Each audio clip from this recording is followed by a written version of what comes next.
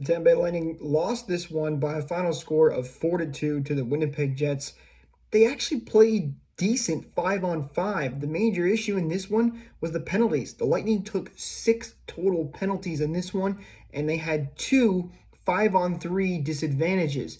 You cannot give your opponent 2 5-on-3s and expect to win. The Jets converted on both of those, and it's a large reason they were able to get this 4-2 victory. The Lightning had some chances late to try and tie it, but the Jets eventually get an empty net and secure this win, and the Lightning drop 2 out of the 3 road games on this short road trip. They'll now have a few days off and then head back home before they take on the Columbus Blue Jackets to start a short homestand.